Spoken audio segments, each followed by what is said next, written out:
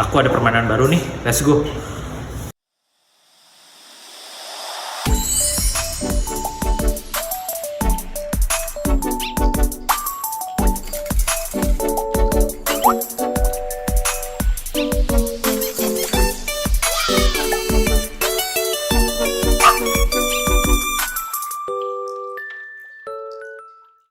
Nah, pada permainan Identity Quest Ladders ini, nantinya setiap pemain harus melemparkan dadu dan melangkah sesuai dengan jumlah angka yang dihasilkan oleh dadu tadi. Nah, jika pemain mendapatkan petak tangga, maka pemain tersebut harus naik sampai ke puncak tangga tadi.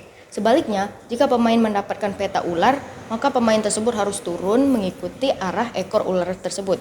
Nah, pada permainan ini juga terdapat 33 kartu Truth or Dare yang nantinya setiap pemain itu harus melakukan setiap perintah yang diberikan oleh kartu tadi. Terdapat juga 10 kartu Reward yang nantinya pemain itu akan mendapatkan keistimewaan seperti maju beberapa langkah, mendapatkan pujian dari temannya, atau bahkan berpindah posisi dengan pemain lain. Lalu terdapat juga kartu punishment yang nantinya pemain itu harus mendapatkan hukuman positif seperti mundur beberapa langkah atau bahkan harus menyebutkan apa saja kebiasaan buruk yang harus dirubah. Kita sweet dulu yuk. Jangken, pon. Yeay, aku dulu.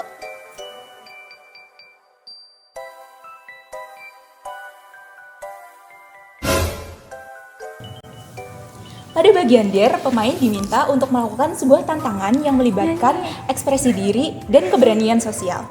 Pada bagian ini berfungsi agar pemain bisa keluar dari zona nyamannya, melatih kepercayaan diri, dan pastinya melatih kemampuan berinteraksi dengan pemain yang lainnya. Nah, jika pemain dapat melaksanakan tantangan, maka pemain akan mendapatkan kartu reward. Kartu reward ini berfungsi sebagai bentuk apresiasi atas usaha, kejujuran, dan kemampuan pemain dalam menyelesaikan sebuah tantangan.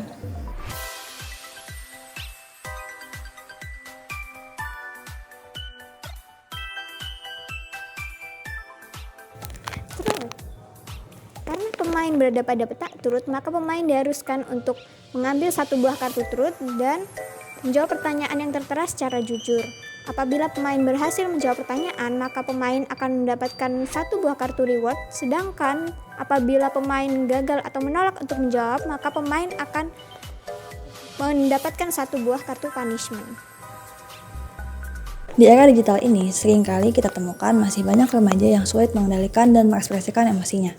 Menurut penelitian yang dilakukan oleh Halib dan Ramadhani pada tahun 2022, ketika menghadapi masalah, remaja cenderung sulit mengendalikan emosi mereka dan juga mereka itu akan cenderung tenggelam dan berlarut-larut pada emosi tersebut. Nah, menurut tahap perkembangan Erik Erikson, remaja usia 12-18 tahun itu memasuki tahap perkembangan identity versus role confusion. Pada tahap perkembangan ini, remaja mempunyai tugas untuk menemukan jati diri mereka sebagai individu di dalam masyarakat atau lingkungan luas yang terpisah dari keluarganya.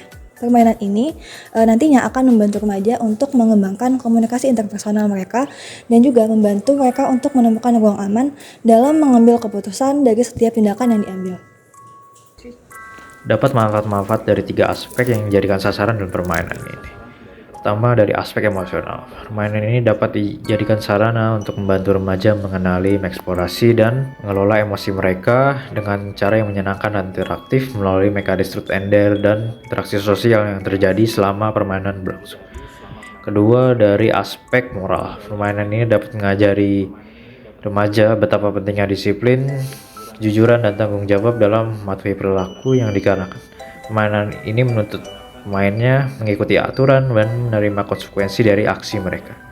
Yang ketiga, dari aspek psikososial. Permainan ini dapat mengajarkan remaja untuk mengenali, mengeksplorasi, dan memperkuat jati diri mereka melalui social play yang jadi basis dari permainan ini.